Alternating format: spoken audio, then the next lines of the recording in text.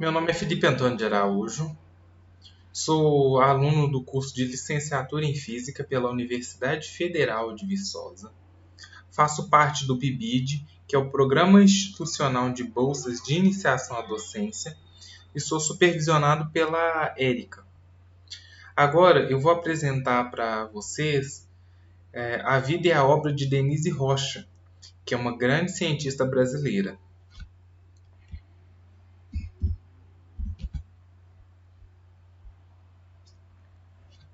Bom, eu optei por trabalhar com uma cientista brasileira, porque aqui no Brasil a gente tem grandes cientistas e, e o trabalho deles acaba não sendo divulgado da maneira que deveria. E muitas vezes, quando a gente pensa em um grande pesquisador, a gente sempre liga a nomes internacionais e, em sua maioria, pessoas brancas. Então, esse é o intuito desse trabalho, é apresentar e divulgar o trabalho de cientistas que fazem parte de alguma minoria. E eu optei por ser uma cientista brasileira. E eu até trouxe aqui um dado, que foi uma pesquisa feita pela Clarivate Analytics Web of Science, que o Brasil foi o 13º maior produtor de publicações de pesquisa. E aí nessa pesquisa juntou todo o material de vários países do mundo, de 2011 até 2016. E o Brasil ficou em 13º maior produtor. E se a gente perguntar para uma pessoa, falar assim, fala um grande pesquisador brasileiro, e muitas pessoas não sabem. E é esse que é o intuito principal do trabalho, divulgar pesquisadores brasileiros. Do meu trabalho, no caso, né? Falando um pouquinho sobre a vida acadêmica de Denise. Ela possui bacharelado e licenciatura em Física pela Universidade Federal do Paraná, mestrado e doutorado em Astronomia pela USP. A Denise ela possui 6 pós-doutorados, sendo que são, né, 2 na USP, 2 nas Ilhas Canárias, lá na Espanha, um na Grã-Bretanha e um no Japão. E a Denise ela começou a se interessar pela astronomia em uma iniciação científica que ela fez durante a sua graduação, que foi em Física Espacial e Astrofísica de Plasmas. Lá ela pôde conhecer o INPE e conhecer mais algumas possibilidades dentro das ciências espaciais. E ela se interessou muito por isso e resolveu seguir a sua carreira nessa área. E foi aí que nasceu, né, essa paixão que a Denise tem de trabalhar com a astronomia. E atualmente ela é professora pela Universidade Federal do Rio de Janeiro e ela segue seus projetos de pesquisas no Observatório do Valongo. E aqui a gente tem uma foto da Denise. E aí agora, falando um pouquinho sobre o trabalho de Denise no Observatório do Valongo. Ela coordena um grupo chamado Grupo de Nebulosas Fotoionizadas e ela observa, o foco desse trabalho, desse grupo, é estudar o gás quente em torno de estrelas que estão com uma idade mais avançada, né, que já estão bem no final da sua vida. Eu resolvi trazer aqui algumas informações sobre o trabalho dela mesmo, para poder... Porque eu acho muito interessante, né, a astronomia, e eu acho que é muito relevante trazer em uma apresentação a área de pesquisa dela também, não apenas falar da vida acadêmica dela.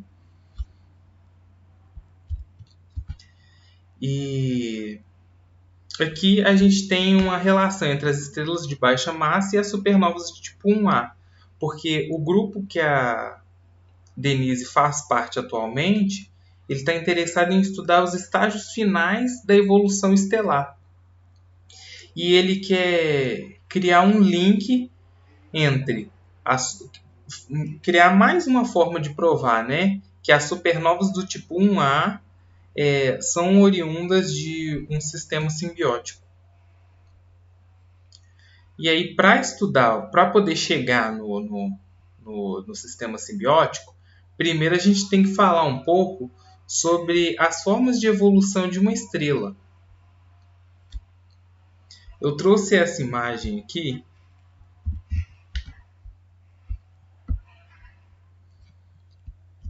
E nela nós podemos ver que um dos fatores mais importantes durante a evolução estelar é a massa. Não é só a massa da estrela, mas é um dos fatores mais importantes, que vai determinar como que a vida da estrela vai seguir. Toda estrela nasce a partir de uma nebulosa. Uma nebulosa é composta por hidrogênio e hélio. Esses gases eles vão se aglomerando, e aí se tiver até 10 massas solares, vai seguir o caminho de cima. E aí vai se tornar estrela, gigante vermelha, nebulosa planetária, e o que vai sobrar, o estágio final, vai ser uma anã branca. Se tiver mais do que 10 massas solares, aí vai seguir pelo caminho de baixo. Vai ser uma estrela, uma supergigante vermelha, vai dar origem a um dos fenômenos mais interessantes, na minha opinião, da astronomia, que é a supernova. E a partir da supernova podem sobrar estrelas de nêutrons ou buracos negros. E aí, agora, como a gente já tem conhecimento de como que é o ciclo de vida de uma estrela, a gente já pode falar sobre um sistema simbiótico. Um sistema simbiótico é composto por duas estrelas de baixa massa, e essas estrelas elas interagem em algum momento da vida delas. E essas duas estrelas elas possuem massas levemente diferentes, o que significa que seus estágios evolutivos vão ser diferentes, porque uma estrela com muita massa ela se desenvolve muito mais rápido do que uma estrela com uma massa menor. E aí, aqui para ilustrar, nós temos duas estrelas, uma aqui levemente maior e outra menor.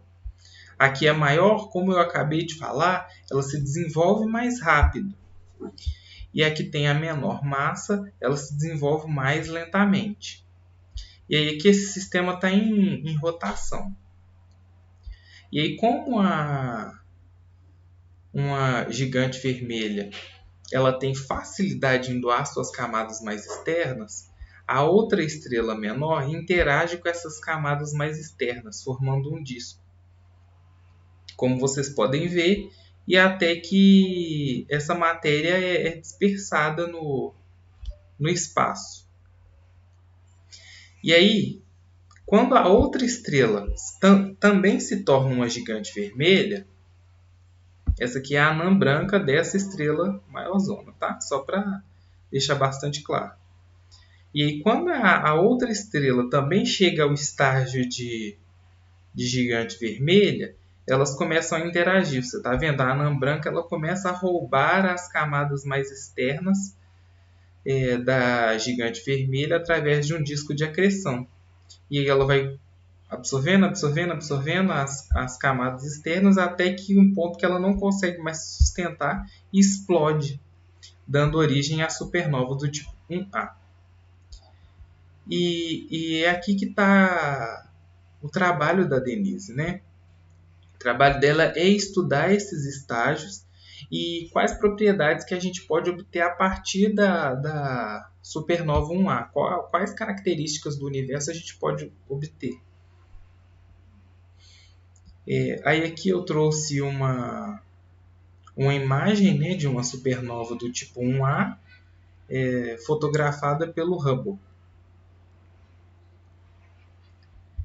E o grupo que a Denise lidera, ele foi responsável, né, não só ele, mas eles foram responsáveis pela criação de um filtro para poder conseguir detectar esse tipo de supernova, que são as supernovas do tipo 1A.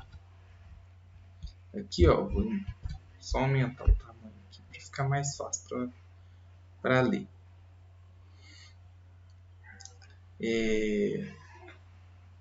Aqui, ó, com esses filtros, a gente pode perceber que foi tirada no lado esquerdo aqui, ó, foi tirada uma foto de uma determinada região da galáxia e através de muito processamento de dados que eles fizeram, eles conseguiram desenvolver um sistema para poder detectar apenas as supernovas do tipo 1A, porque elas emitem um brilho muito característico. E eles conseguiram criar um software que consiga pegar esse brilho característico e isolá-lo. E aí você consegue observar as supernovas do tipo 1A e estudar com mais precisão suas características.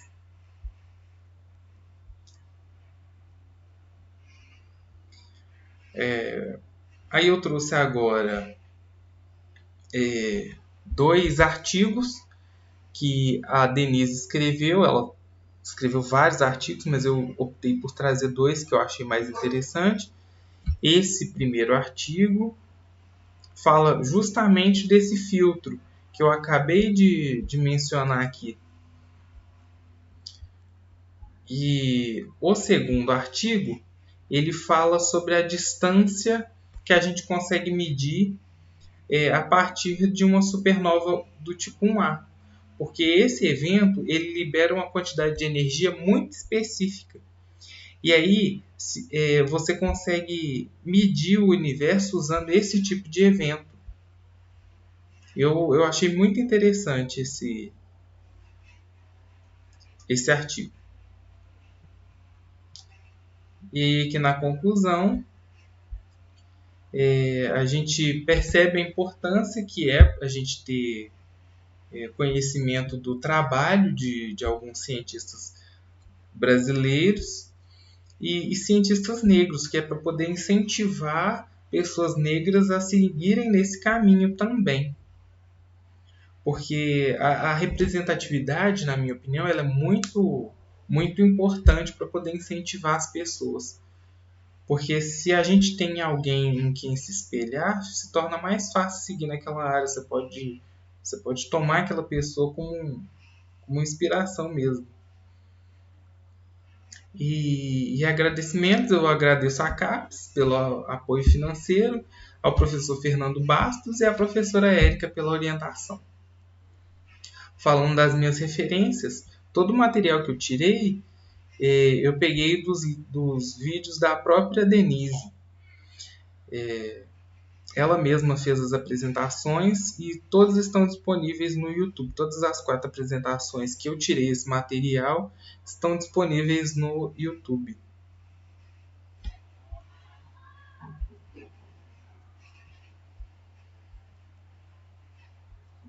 E eu vou deixar nós vamos deixar o